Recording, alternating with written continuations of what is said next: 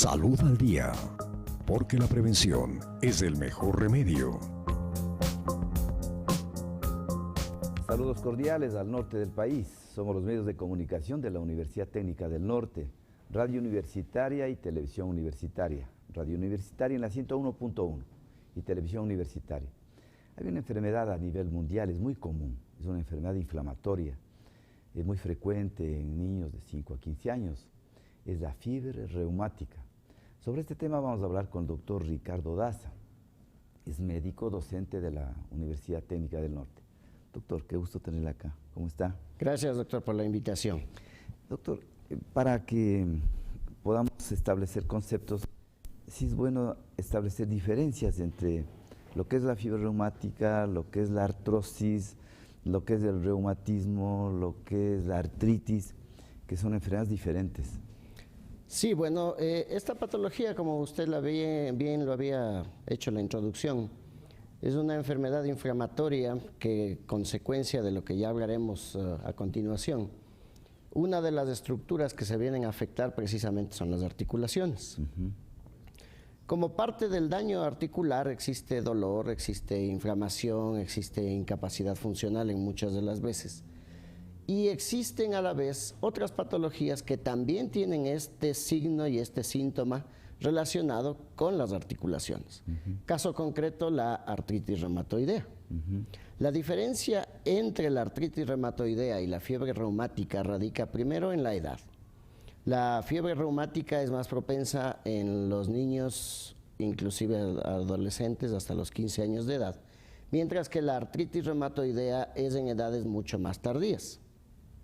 La artritis reumatoidea es secundaria a un proceso autoinmune.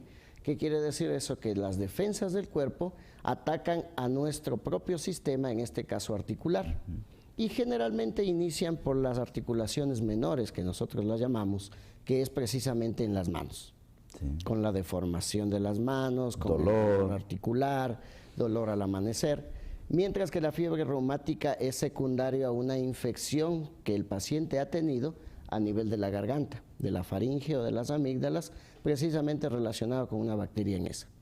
La artrosis, en cambio, es el desgaste articular. Por edad. Por edad, generalmente por el uso de nuestras articulaciones que permanentemente se están moviendo, sobre todo las articulaciones grandes, las rodillas, las caderas, los hombros, los codos, en donde el paciente comienza a desgastar ese cartílago que es la almohadilla, que podemos decir que amortigua un hueso con el otro hueso, y al dañarse o destruirse produce igual dolor e inflamación.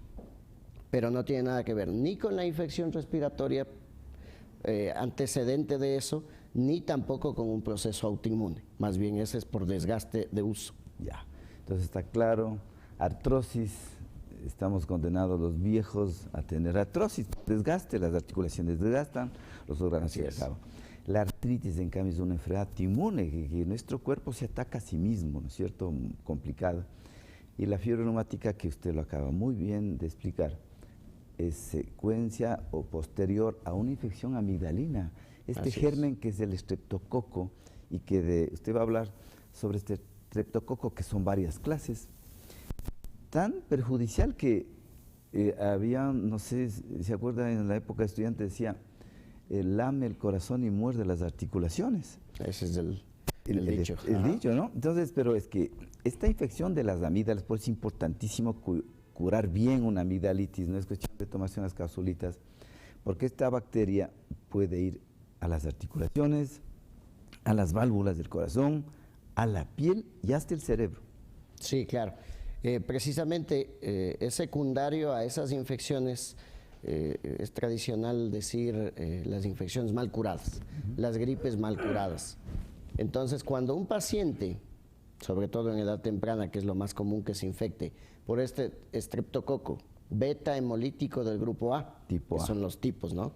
Beta hemolítico del grupo A, que causa la amigdalitis, la faringitis, las infecciones a nivel de garganta. Si el paciente no está bien tratado, el organismo produce anticuerpos, mecanismos de defensa contra esta bacteria, que si es que le damos un adecuado tratamiento médico, en cuestión de 10 días o 7 días está muerta la bacteria, por lo tanto nuestro sistema deja de producir anticuerpos contra la bacteria. El problema radica en que si es que no lo tratamos, el paciente se trata o se automedica, y la bacteria sigue viva, comienza a dejar en nuestro organismo el crecimiento exagerado de los anticuerpos, que a su vez se ha determinado y se ha identificado de que ciertos pacientes que son propensos a eso, van a ir estos anticuerpos a destruir las válvulas cardíacas, van a ir a destruir las articulaciones, sobre todo ciertas articulaciones como las muñecas, los codos, los tobillos, las rodillas, y van a inclusive a dar afectaciones a nivel del sistema nervioso central, lo que nosotros lo llamamos la coria, que son movimientos finos a nivel producto del daño cerebral. Asimismo produce una irritación a nivel de la piel, que se llama el eritema, y también unas masas, unos nódulos, unas bolitas por debajo de la piel, que son a veces dolorosas en el paciente, pero lo que más complica al paciente precisamente es el problema cardíaco, sí, la miocarditis y la pericarditis. Que termina después muchas veces en un cambio valvular. O sea, destruyen la válvula, las válvulas, y una de esas más afectadas, la válvula mitral, que después hay problemas cardíacos muy serios, que una cirugía corazón abierto es cirugía de muy alto nivel. Por eso es importantísimo que en época de gripes, que la gente no se automedique, porque siempre es bueno que esa gripe, ese dolor de garganta, sea evaluada por el médico, porque generalmente las gripes son virales, ¿no es cierto? No requieren tratamientos, pero sí hay que distinguir muy bien en esas amígdalas puntitos de pus donde estén este proceso bacteriano. Y tiene que ser justamente bien tratado. Bien tratado con el antibiótico específico. Hoy por hoy la Organización Mundial de la Salud está preocupada por el uso y el abuso de los antibióticos, claro, que a la larga van a crear resistencia bacteriana, como bien lo decía usted. Una cosa son los procesos virales, gripales, que con tratamiento sintomático curamos al paciente. Una limonadita caliente. Exactamente. Y otra cosa es el proceso bacteriano. El médico está capacitado para diagnosticar y diferenciar qué tipo de bacteria está teniendo ahí y dar el tratamiento específico adecuado. Muchas de las veces se escucha de la automedicación de antibióticos en función de experiencia de otros pacientes que aparentemente tuvieron lo mismo. Pero la diferencia está en el diagnóstico clínico y el diagnóstico diferencial inclusive. Pero es que lo ideal es consultar al médico. No, pues el señor que expende en la farmacia no le puede hacer una diferencia entre lo que es viral y bacteriano, y inclusive se atreve a prescribir antibióticos, que eso está muy, hay que observar eso. Los antibióticos son muy útiles, pero mal utilizados generan resistencia de esas bacterias, que después ese antibiótico ya no le va a hacer nada, y probablemente la dosis no es la adecuada. La dosis, el tiempo, a veces por costo, el dependiente de la farmacia le dice el tratamiento es de 21 días o de 7 días, 21 cápsulas, no, dice véndame unas 3 o le vende solo 4, y usted recordará que hace algún tiempo no muy lejano utilizábamos familias de antibióticos menos fuerte, menos potente. Hoy estamos utilizando en algunas patologías intrahospitalarias inclusive antibióticos demasiado fuertes, de familias de generaciones mucho más intensas, que a la larga nos da una expectativa de que nos vamos a quedar sin fármacos antibióticos de aquí en muy corto tiempo, y las bacterias harán de las suyas con nosotros. Claro, pero lo importante es, doctor, cuando usted acude a un paciente, la mamacita con su hijito de 5 a 15 años, que es lo frecuente, ¿usted sigue confiando todavía en los antibióticos tradicionales? Logró identificar una faringitis bacteriana, logró identificar, ¿sigue confiando todavía en la penicilina, que era el antibiótico muy sencillo, muy útil? Claro, así es. ¿Sigue confiando? Sí, claro. Lo que pasa es que ahí más bien nos toca lo que generalmente uno hace en la historia clínica, ¿no?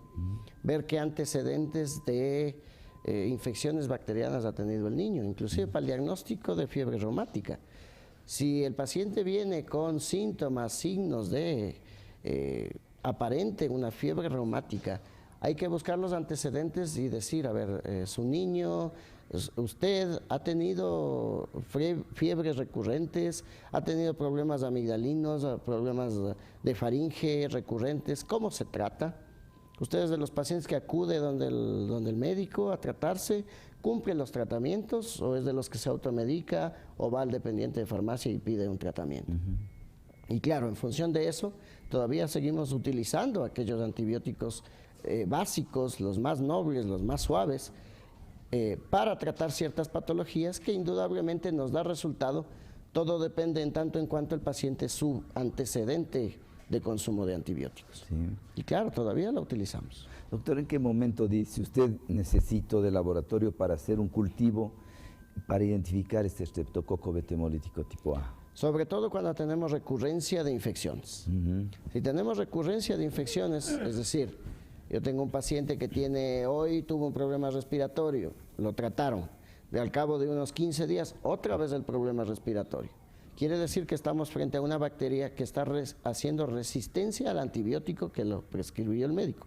Muchas de las veces no es que el médico falla en la prescripción, sino que estamos frente a una bacteria que ya se hizo resistente a los antibióticos que quizás en otro paciente sí lo actuaba. Ahí nos toca hacer el cultivo. Y en cualquier infección, si es que hay recurrencia de infecciones, recurrencia de la patología, hay que hacer el cultivo. Y nos ayudamos del laboratorio, en donde nos cogen una muestra de faringe, de laringe, o de los casos de otras patologías de orina o lo que sea, para determinar qué antibiótico le pega a esa bacteria en función de qué bacteria es la que descubrimos ahí. El cultivo y antibiograma que se llama, ¿no? Se ayuda con el examen de sangre para ver si hay sedimentación, cómo está ese hemoglobina, ese hematocrito. Sí, o sea, exámenes complementarios, hay un sinnúmero de exámenes que nos permiten determinar a ciencia cierta si el paciente está frente a esto, porque muchas de las veces se prescribe el tratamiento por fiebre reumática, la tortura para el paciente cada mes, un pinchacito por un año generalmente que se hace, y no ha sido fiebre reumática. Entonces ahí hay los criterios de Jones que se llaman, los criterios mayores y los criterios menores. Para darnos una idea a ciencia cierta, se dice que cuando existen dos criterios mayores o un menor o dos menores y un mayor, estamos frente a un diagnóstico casi total de fiebre reumática. Y nos ayudamos del examen de laboratorio, en donde nos describe ciertas características que como médico lo conocemos y determinamos si el paciente es un paciente que tiene fiebre reumática y que necesita por ende su tratamiento. Porque mire, doctor, como usted dice, los antibióticos son muy buenos cuando son bien utilizados. Pero muchas veces el médico pierde su reputación porque dice, el paciente dice, pues si me inyecta y sigo igual. ¿No es cierto? Lo que pasa es que esa bacteria ya está resistente a la muy buena prescripción, porque el paciente se automedicó, se tomó unas capsulitas en vez de tomar 20 capsulitas de amoxicilina, se tomó 5. La bacteria sigue viva y sigue resistente, la bacteria, no el paciente, sino la que se hace resistente es la bacteria. Así es. Entonces, en esos casos, usted tiene que optar por otros antibióticos de amplio espectro, y también hay casos en los que el paciente puede ser alérgico a la penicilina. Puede ser alérgico a la penicilina, puede tener características de una historia clínica de antecedentes de consumo de antibióticos indiscriminado, en donde probablemente nos toque utilizar el cultivo y antibiograma para saber qué antibiótico le pega, e indiscutiblemente nos tocará actuar con antibióticos de más amplio espectro para matar a la bacteria y evitar la consecuencia irreversible que muchas de las veces es la fiebre reumática. Claro, lo que molesta es a los pacientes, especialmente varones, no están muy bien preparados, asesorados, o la mamacita no le prepara un niñito varón a inyectarse. Si usted dice, señora mamá, sabe que es de acuerdo al diagnóstico del cultivo antibiograma, de acuerdo a los exámenes complementarios, yo puedo decirle que su hijito tiene fiebre reumática. Pues no es tratamiento de 8 días, muchas veces hasta de 1 año, 2 años, y con controles. Entonces el niño como que le molesta que le inyecten. Entonces las personas quieren jarabes, quieren cápsulas, pero no la inyección. Y que dure 7 días o que máximo 10 días, claro. Que dicen 1 año, 2 años de tratamiento, parece mucho. Y hay el mal criterio también de los pacientes, de algunos pacientes, en donde dicen que los antibióticos, el exceso de antibióticos mata la sangre, da anemia y da. Hay que ponernos a pensar de que en el caso de la patología que estamos analizando el día de hoy, que es la fiebre reumática, tenemos el problema de que es una patología irreversible del daño cardíaco. Entonces usted, la mamita que nos ve en casa, obviamente no va a querer que su niño al cabo de cierto tiempo tenga problemas cardíacos, tenga que ser sometido inclusive a prótesis valvulares, a cirugía de corazón abierto, por el hecho simple o de no llevarle al médico a que diagnostique y dé un tratamiento efectivo, o por el hecho de que no sea sometido a los pinchazos mensuales por 1 o 2 años. Entonces hay que ver el costo-beneficio. El costo de no pincharse involucra una terrible consecuencia, que en este caso sería la fiebre reumática. Lo que pasa es que hay muchos mitos con relación a los antibióticos. Como usted dice, es que si me pongo penicilina, una inyección mensual, ya le diagnosticaron fiebre reumática. El médico dice, señora, tiene que poner esta inyección cada mes durante 1 año. Dice, y como generalmente los antibióticos son en millones, la penicilina son en millones, dice eso, hay un mito, es falso, que destruye los glóbulos rojos, entonces me voy a quedar destruido los glóbulos rojos. Es un mito y no es así. Lo que pasa es que esa bacteria es muy resistente y requiere tratamientos prolongados y controles, porque preferible que se inyecte una dosis cada mes antes que después tenga que cambiarse las válvulas del corazón, que eso es cosa muy seria. Sí, e inclusive el paciente viene con signos y síntomas después de haber padecido ya largo tiempo una fiebre reumática que no se ha hecho tratar, no ha sido diagnosticada, y los signos y síntomas están característicos secundarios a esas infecciones. Ojo que hay que decir que el paciente tiene que ser susceptible. Eso quiere decir que tiene que estar propenso a sufrir esta patología secundario a la infección respiratoria, la escarlatina, cualquier, de origen bacteriano, estreptococo beta hemolítico de grupo A. Y no automedicarse.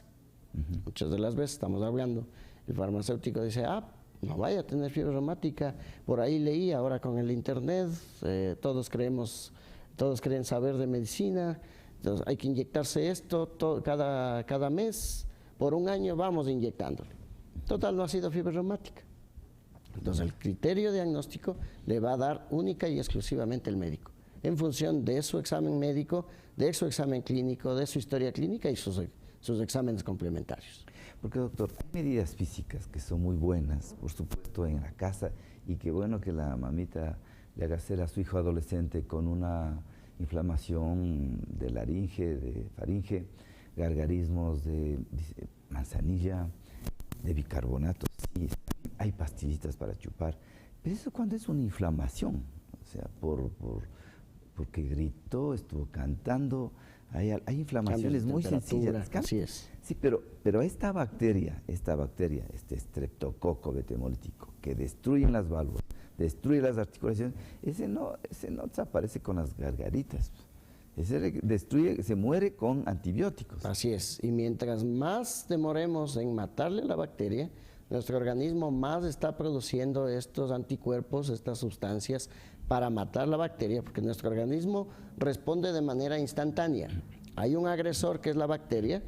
Si nosotros no damos un antibiótico para matar la bacteria, nuestro sistema comienza a producir esto, las antiestreptolicinas.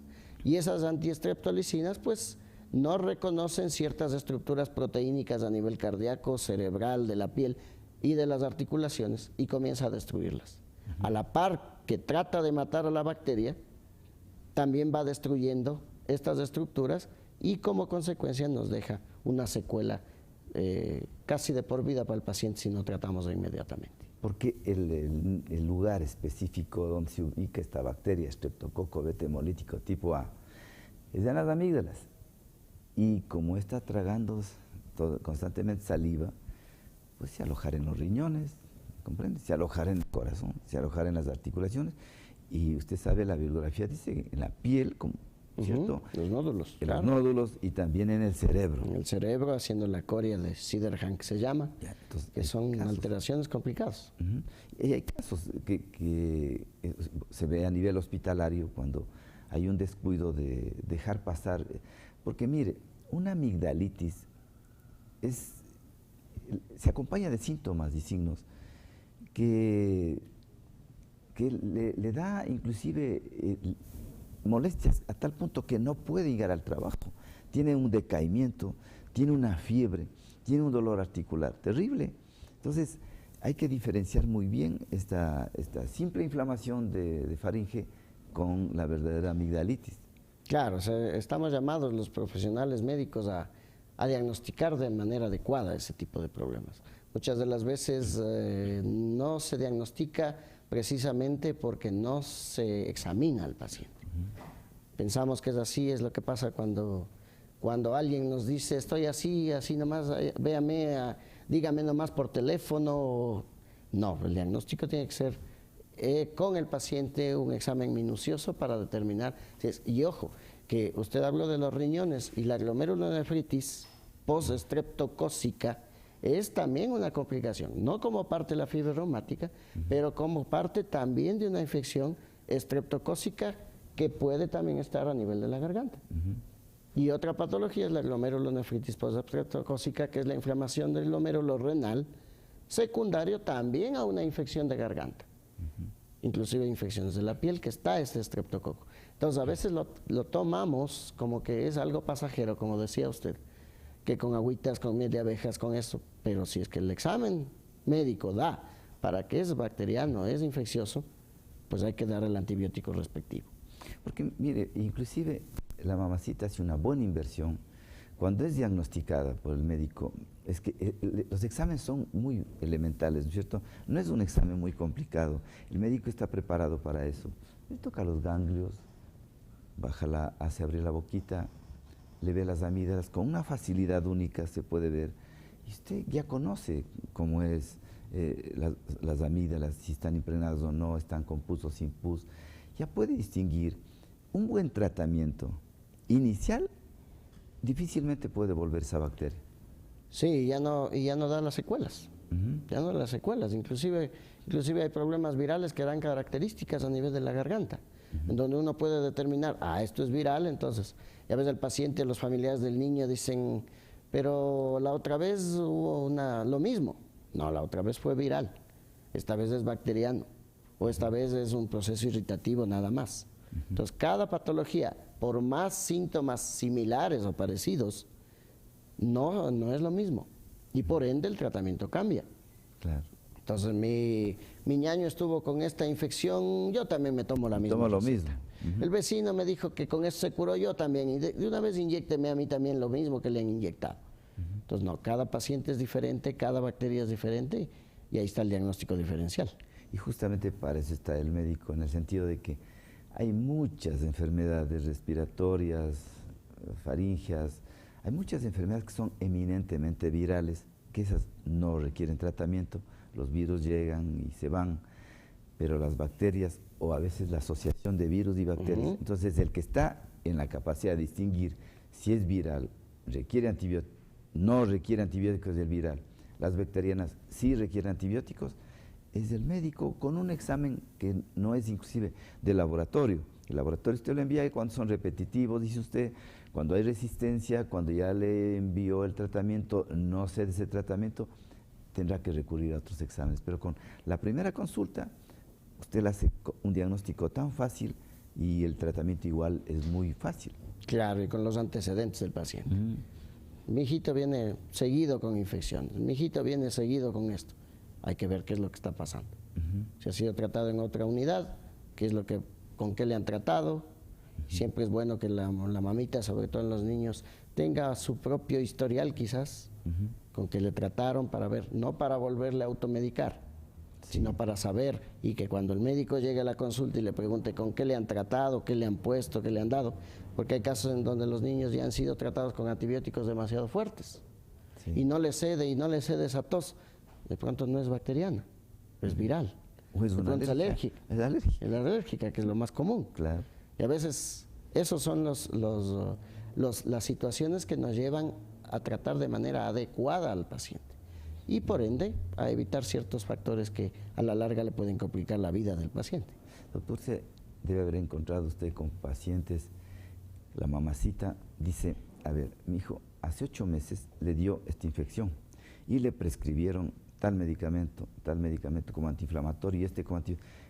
Es una gran ayuda al médico, porque usted generalmente requiere una historia clínica, pero lamentablemente se atendió con usted, se atendió en el centro de salud, se atendió con diferentes médicos. Usted no tiene la historial de la... Pero hay mamitas, hay papás que son meticulosos. No, es que no se necesita ser médico para saber qué antibiótico le prescribieron, si tomó todo el antibiótico o hace cuánto tiempo. Es una gran ayuda para el médico. Sí, guardar las prescripciones, como digo, repito, no para volverle a dar y tener, dice ayer, después, hace un año le dio lo mismo, démosle lo mismo y evitémonos ir a la consulta. Claro. No, sino para guardar su propio historial. Y es mucho más fácil cuando uno atiende a un paciente que lo viene viendo ya desde hace 4 años, en donde uno ya sabe, pues, la historia clínica lo determina y ve cómo han sido los antecedentes. Pero cuando llega un paciente nuevo a la consulta, nos demoramos mucho más inclusive, porque vemos y recapitulamos todos sus antecedentes patológicos que ha tenido. A veces la mamá o el papá o los familiares tienen el recelo de llevar la receta de otro colega a la consulta privada. Dicen, no, el doctor vaya a ver eso. No, hay que tener confianza con el médico, porque eso nos ayuda a ver cómo ha sido tratado hace 8 días traté y ahora no está mejorando. Eso nos ayuda fundamentalmente. Doctor, este es importante, este tema y otros temas que podemos seguir contando con su presencia acá. Nuestro tiempo ha concluido. Un mensaje final para que nuestros oyentes y televidentes comprendan de que no hay que automedicarse, que esta es una enfermedad muy grave, que por una simple amigdalitis, faringitis, esta bacteria puede ir al corazón, pueden dar secuelas en el riñón, piel, cerebro, y lo grave que puede dañar las válvulas del corazón. Sí, lo importante como mensaje final es acudir al médico cuando exista una enfermedad para que sea bien diagnosticado, bien tratado.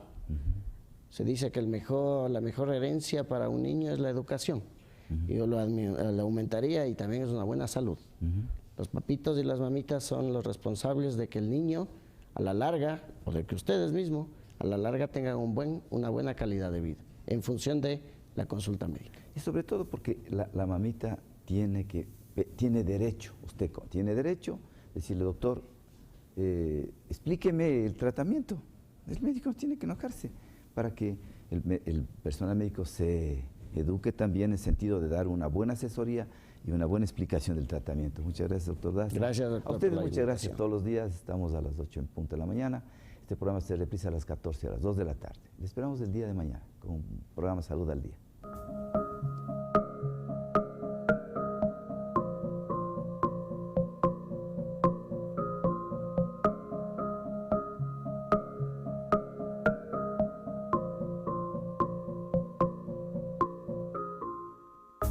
Salud al Día, porque la prevención es el mejor remedio.